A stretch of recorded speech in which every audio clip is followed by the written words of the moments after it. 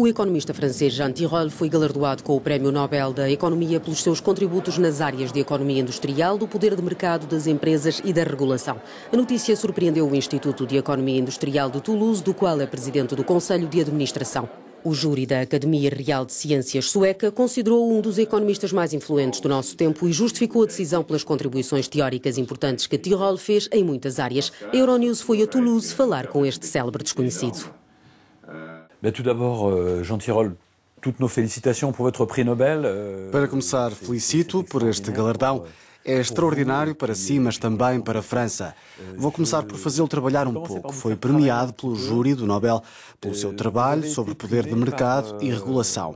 Dê-nos um exemplo ou dois do que isso significa para que os espectadores da Euronews compreendam. Un exemple ou deux, ça veut dire quoi pour les téléspectateurs de Euronews?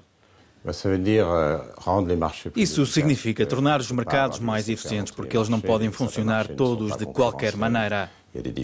Alguns mercados não são concorrenciais. Há dificuldades porque têm poucas empresas e há certos segmentos onde haverá sempre muito poucas empresas. Por exemplo, a linha de transmissão de energia elétrica. Não podemos ter 15 linhas. Em França haverá sempre uma. E a isso chama-se poder de mercado, o que significa que as empresas podem aumentar o seu poder e os preços aos utilizadores. Por isso, a ideia que tivemos em Toulouse foi a de fazer uma investigação para criar diretrizes sobre o direito da concorrência. Isso permite-nos dizer, é preciso vigiar essas empresas, talvez intervir, mas sem quebrar a dinâmica do setor.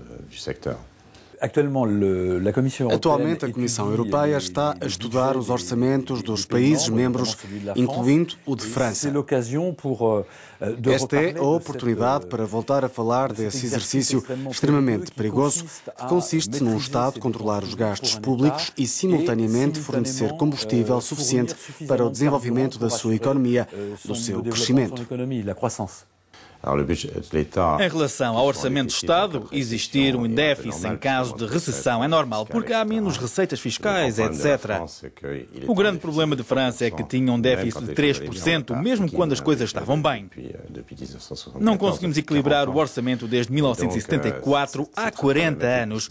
E isso é problemático, porque significa que, de alguma forma, vivemos do crédito externo. É preciso controlar isso, mas não é fácil controlá-lo agora. Por isso é preciso fazer um esforço. Isso é claro, mas não podemos ir muito longe. Um orçamento europeu seria o ideal para a integração da Europa ou é para si uma utopia? Faltou-nos uma oportunidade histórica para criar um orçamento europeu. É verdade que os Estados Unidos representam uma união orçamental. Isto significa que quando um Estado está mal, recebe transferências automaticamente, por exemplo, para os subsídios de desemprego, etc. Recebe um lote de transferências automaticamente que vem dos Estados que estão em melhor situação. Na Europa não funciona assim porque o orçamento europeu é bastante insignificante. Não há praticamente orçamento europeu porque ele representa 1% do produto interno bruto da União Europeia. É muito pouco.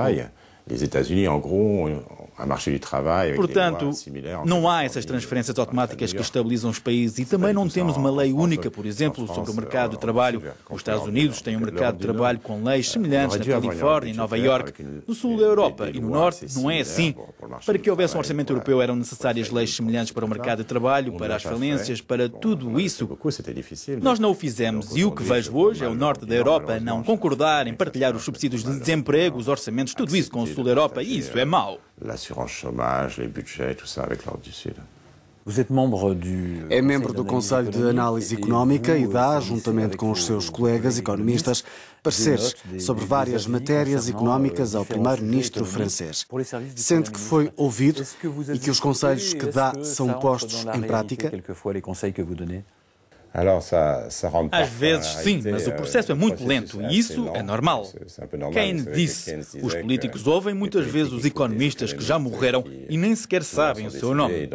É um pouco exagerado, mas é verdade que é preciso tempo, particularmente na esfera política, quando se toca em temas sensíveis. Por exemplo, a reforma do mercado de trabalho que cria uma série de preocupações, o que é normal para muitas pessoas. Portanto, o que é que vai acontecer? É difícil pôr mãos à obra, é difícil para um político que tem de lidar com a opinião pública. É o seu trabalho. Obviamente que as coisas acontecem mais rapidamente quando se tem influência sobre as entidades reguladoras, as autoridades de regulamentação, ou o direito da concorrência e a autoridade da concorrência em Bruxelas, a Washington. Assistimos hoje em dia à emergência da economia nos média em relação à política. Pensa que a governação de um Estado será feita apenas em torno da economia no futuro? Ne sera faite que d'économie dans l'avenir. L'économie, y compris l'économie de marché. A economia, incluindo a economia de mercado, precisa de um Estado forte. O Estado moderno é um Estado que é moderado, mas ao mesmo tempo forte, mas não excessivamente. É forte na medida em que é capaz de fazer cumprir as regras da concorrência, de redistribuição da riqueza através dos impostos, para evitar situações de monopólio. Este é um Estado que resiste aos lobbies e faz reformas. Geralmente, no Ocidente, os Estados têm-se saído melhor.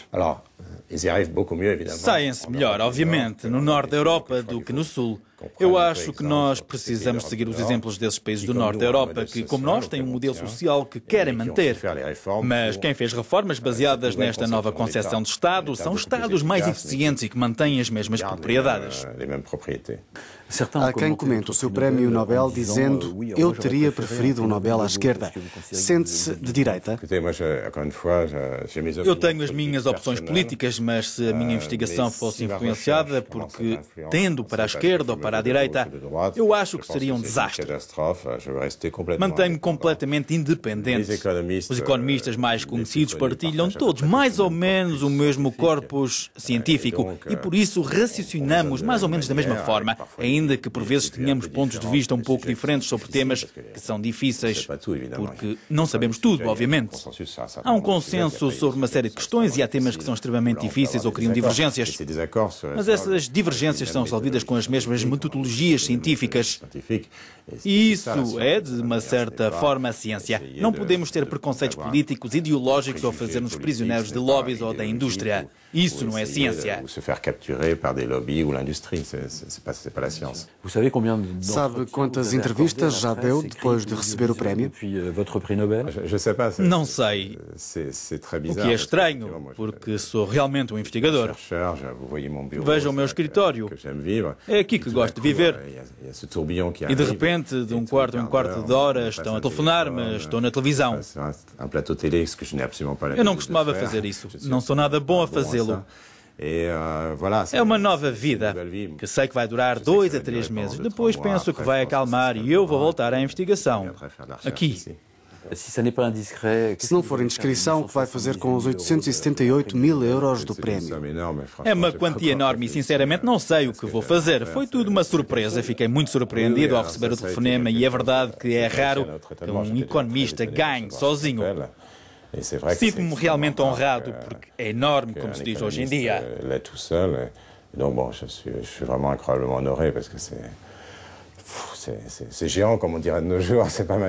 Mas ainda não pensou nisso? Bem, ainda vai demorar alguns meses para recebê-lo. Depois de voltar de Estocolmo, acordarei um pouco do meu sonho. Merci beaucoup pour cet entretien. Je vous remercie.